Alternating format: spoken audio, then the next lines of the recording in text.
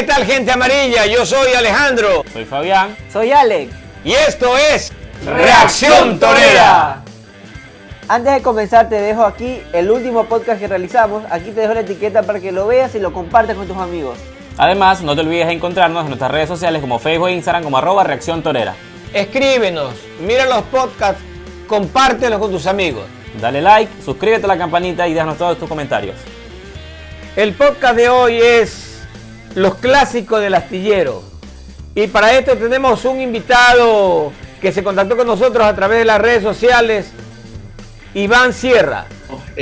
Muchas gracias, buenas noches a ti, a las personas que nos escuchan, que nos siguen a través de Reacción Torera. Efectivamente, vengo siguiendo los podcasts de ustedes, tanto el primero que fue tan lleno de emociones, y pues ahora es un gusto poder conversar con ustedes directamente. Muchas gracias por la oportunidad. Gracias, Iván. Tenemos algunas inquietudes que pudiéramos ir conversando un poco respecto de los clásicos, que es toda una historia, todo el mundo tuvo unas anécdotas, ¿no? ¿Cómo ven ustedes un clásico del astillero así, sin hinchadas en el estadio? Bueno, imagínate, ¿no? Es una fiesta. Las personas que hemos estado en clásicos del astillero, en muchos clásicos del astillero, yo he estado en 3 estadios, ¿no? He estado en el Modelo de cuando era chico, iba a los clásicos en el Modelo, en el Monumental, por supuesto, y en el otro estadio de la ciudad también he estado allí, y es una fiesta, ¿no?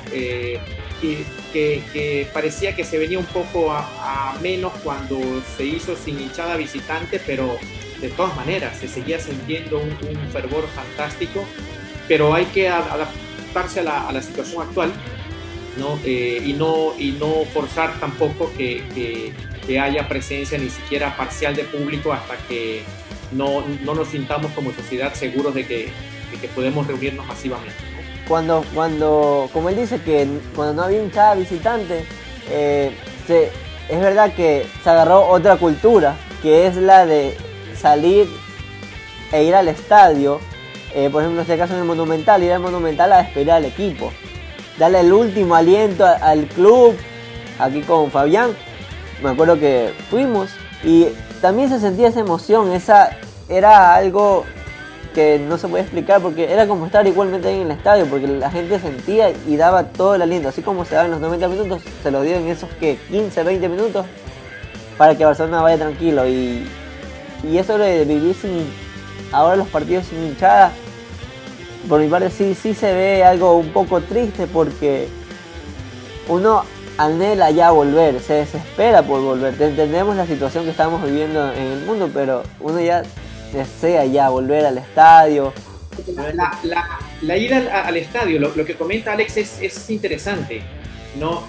La ida al estadio, o el hecho de que un clásico se juegue con público, con hinchada, no es solamente lo que ocurre en los 90 minutos, es lo que ocurre desde días antes, ¿no? Que uno pugna por conseguir la entrada, se organiza con los amigos, que dónde va a ir, que a qué localidad, que con quién, que el amigo que no consiguió, que estamos haciendo vaca para que el compadre que está un poco apretado económicamente pueda comprarse su entrada. Y luego el propio día, ¿no? Las cábalas, con qué camiseta voy, con la que gané el clásico pasado, vamos al estadio, la caminata, la preli, que si vamos comiendo antes, comemos en el estadio, que si una cervecita sanamente nos podemos tomar antes, y luego entrar al estadio, y ya han transcurrido muchísimas cosas y el partido ni siquiera empieza todavía, ¿no? Y luego uno entra al estadio y aún faltan 2 horas para que empiece el partido, 2, 3 horas, 4 horas, ¿no? Entonces hay muchas actividades, hay muchas dinámicas sociales previas que se pierden, porque si uno sabe que lo va a ver por televisión y que está seguro que el que lo ve en televisión, uno se activa ¿cuánto? 10 minutos antes, 15 minutos antes. Y toda esa expectativa previa y todas esas dinámicas sociales previas de horas o de días se perdieron, ¿no? Sin contar lo que ocurre en los 90 minutos y también lo que ocurre después, de que hace cantando en el estadio, de salir a celebrar si se celebró, de la gozadera posterior con los amigos que son hinchas del otro equipo si es que no nos fue bien en el partido, etcétera, ¿no? Entonces es mucho más que solamente lo que ocurre en los 90 minutos. Claro, Como Alex comentaba, yo recuerdo el 2016 cuando comenzaron los famosos banderazos, cuando íbamos a despedir a Barcelona porque íbamos a jugar el clásico contra Melego, y pasaba que, como dices tú, Iván, el clásico se comienza a vivir desde que termina la fecha anterior. El clásico se lo vive una semana antes, porque empieza desde el día lunes. El partido terminó el sábado, el domingo, viene el día lunes y empezamos con la previa del clásico del Astillero. Todos queremos que ya llegue la fecha y el momento para que el balón empiece a rodar, ¿verdad? Para que empiece a rodar y estar ahí apoyando a nuestro equipo. Y como Alex nos comentaba, que nosotros fuimos a despedir a Barcelona en el 2016, y yo le dije a Alex, tengo mucha esperanza en este partido. Primero porque se venía una etapa definitoria para el clásico. Si ganábamos ese clásico nos poníamos ya a punto caramelo para ser prácticamente campeones ese año. Claro, y tenía un tinte especial porque era la inauguración del Capo, la reinauguración del Capo. Díaz nos saludaba por las ventanas, todo increíble. Y ok, vamos. Exacto. Tiro libre, ok, vamos a la casa, vamos a ver el partido ya que no podemos ir al estadio, ok, vamos, llegar y contar las horas que faltan, ok, vamos a sentarnos. Llega cuando ya faltan como 10, 15 minutos, es la pasión que uno siente, ya comienza como que los nervios, todo. El árbitro pita y ya eso es otra historia, porque uno no quiere que el partido se acabe, uno quiere que su equipo siga jugando, siga marcando, siga metiendo, es increíble. Interesante lo que comentan ustedes. A mí me ha tocado vivir lo bonito es cuando uno va entrando al estadio. No sé si ustedes tienen esa sensación. Cuando uno va subiendo al estadio y ya ve la cancha, es como que es un espectáculo, es maravilloso. ¿Qué les parece a ustedes, Iván, Fabián, Alex? ¿Qué jugador se les viene a la mente cuando hablamos de un clásico del Astillero? Obviamente por mi generación, a mí de ley, si me dicen clásico, los tiros se me va a venir Damián Quito Díaz, porque fue como nuestro héroe. Éramos una persona que no conseguíamos títulos, teníamos muchos fracasos futbolísticos. Y vino él, yo sé que no solo él, pero para mí vino él y como que nos salvó de todo. Se entregó en los clásicos, tenía casta, salía adelante y eso a mí me emocionó mucho, y al último, hoy en día tiene 3 títulos con Barcelona. Son los 3 títulos que yo he vivido con mi club, así que siempre lo recuerdo cuando es clásico el Astillero por lo relevante. Yo también coincido con Alex, ¿verdad? Pero yo le aumentaría uno más, yo aumentaría al capitán, a Matías Oyola. Para jugar, como dicen los jugadores, los clásicos no se juegan, los clásicos se ganan. Y es lo que siempre Matías Oyola y Damián Díaz, es lo que siempre han puesto en la cancha. Porque siempre dicen, los clásicos son diferentes, ¿no? Yo coincido con eso. El capitán, ¿está ahí? Iván. El ingeniero Quito Díaz, ¿no? Que nadie ha construido en el país, nadie ha hecho en el país tantos túneles como hizo él en los clásicos, ¿no? Ah, sí. Claro. Hay un partido de Matías Oyola, un partido imperial, un partido impecable, perfecto, el del 5-0 del 2016, que veníamos perdiendo un clásico de media semana, ¿recuerdan? Y Matías Oyola venía saliendo de una lesión larga, ¿no?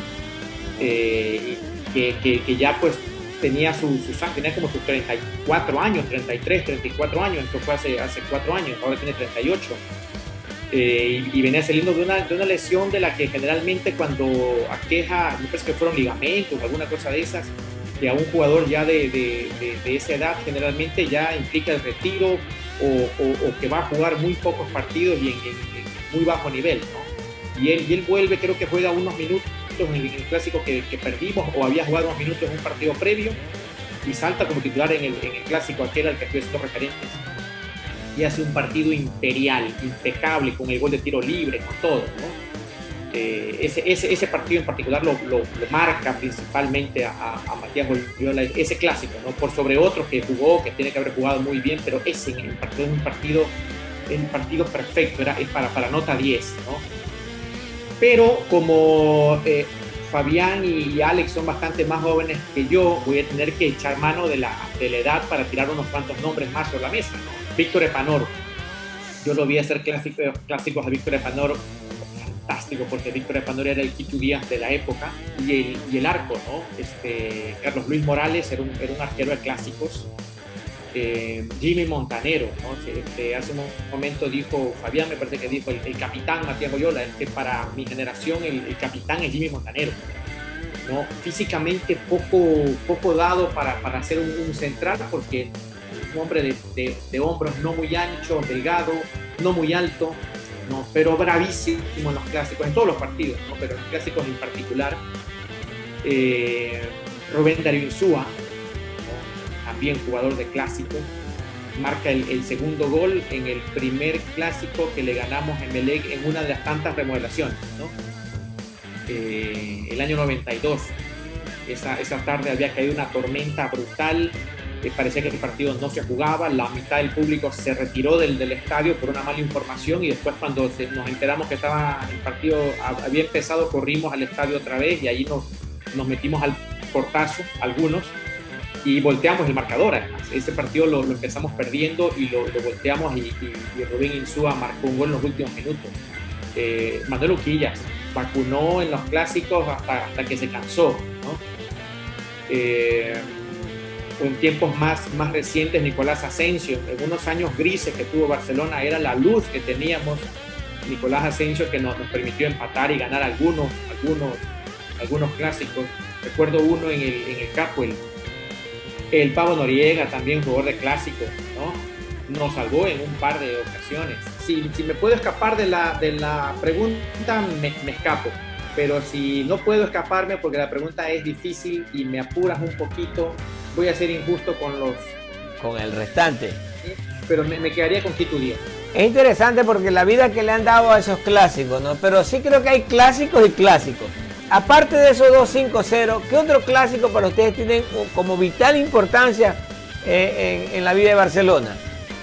Me quedo con el 1-0 allá en el Capuel con gol de Díaz en el 2016. Era lo nuevo, de que no iba a haber hinchada visitante.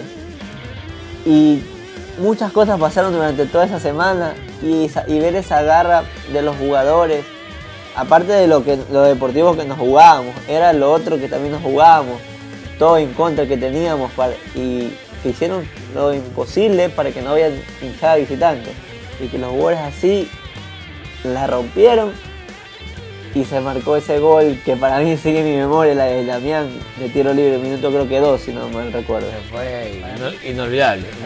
Ese es el clásico que ahora ha tenido relevancia para mí. Si yo tuviera que quedarme con un clásico que no sea el 5-0, los 2-5-0 y el que tú mencionas, el 1-0, yo me quedaría con el clásico que ganamos en el Capo, el 3-0, con gol de Palacios, doblete de Palacios y Fernando Hidalgo. Iván, ¿cuál es tu clásico después del 5-0? Yo voy a mencionar dos. Uno por su valor histórico y por las cosas que pasaron en el partido, que es el que le ganamos 1-0 en el Monumental el año 90, por cuartos de final de Copa Libertadores. Y digo histórico porque eso nos catapulta a la semifinal contra River, ¿no? Entonces, dejar en el camino a Emelec en un clásico, ganándoselo, habiéndole tapado un penal, porque es el clásico en el que Carlos Luis Morales le tapa el penal a Carlos Gerardo Russo, y luego marca el gol Uquillas. O sea, son esos partidos que uno se imagina. Y el otro clásico es un clásico que perdemos, porque a veces perdiendo se ganan cosas. Y aunque está tocado o mancillado por la violencia, fue un clásico que reviste otras lecturas. El clásico del 2000, creo que fue 6, cuando pasaron todos los desmanes en el Estadio Capuel. ¿Cuál es el clásico en el que íbamos perdiendo y en el último minuto, creo que es Castillo el que... Bueno, eso fue en el 2008 con gol de David Quiroz, que empatamos. No, el que se saca la camiseta. Ah, también Eric Castillo. Eric Castillo, 2010, que fue impresionante. Oh. Eso fue una explosión. La pirotecnia, sí. Fue súper interesante cuando ya prácticamente ellos creo que habían hecho el gol reciencito, ¿no? Minuto Claro, 90. Lo habían hecho el Minuto gol. 93. 95, 93 y habían dado 5. Y ellos estaban celebrando, ¿no? Y creo Ya que en nos hubiera juego- pasado a nosotros en juego también. ya íbamos 96, era la última Sí. jugada, el No, último no, ataque. el gol fue en el minuto 95 con 3 segundos. Ya había Es preciso, terminado. ¿eh? Viene el centro y Ese clásico, como tantos otros, mantuvo una racha de, creo que desde el año 2004, o sea, una racha de 16 años en que el equipo que marcaba el primer gol no perdía. Desde el año 2004, que Barcelona le volteó a Emelec un clásico, creo que es uno de los clásicos en los que jugaba José Manuel Chatruc, que lo mencionamos hace unos minutos. Desde ese año en adelante, durante 16 años, no hubo volteadas de marcador en el clásico de Astillero. Es decir, el equipo que marcaba el primer gol no perdía. Le podían voltear a 2-1, pero al final acababa empatando 2-2. Es decir, marcar el primer gol en el clásico garantizó durante 16 años no perder el partido. Hablando de partidos oficiales por campeonato, ¿no? Los amistosos y estas otras cosas no las contamos. Pero revisen en la estadística, ¿no? Durante 16 años. Y esa racha se terminó el año 2020. El clásico que le volteamos con el penal de Fidel Martínez y el gol en los últimos minutos de Colman. Bien, creo que podríamos hacer un programa larguísimo solamente pensando en los clásicos. A mí, lo que le decía, a mí me llamó mucho la atención, me emocionó mucho ese clásico que lo mencionamos en este rato. Amigos, eso es todo, mi gente amarilla. No se olviden de suscribirse, activar la campanita, dejar su comentario. Agradecemos a Iván Sierra que se contactó con nosotros y participó de este podcast. Eso es todo, amigos, entonces nos despedimos. hasta una próxima entrega. ¡Chao! Chao. ¿Deseas ganarte este cuadro histórico del 5-0 de nuestros amigos de ADN Fútbol? Es muy fácil. ¿Qué debes de hacer? Suscríbete a nuestro canal, comparte este video con tus amigos y sigue a nuestros amigos de ADN Fútbol y Reacción Torera en Instagram. Si comentas tienes más posibilidades de ganar.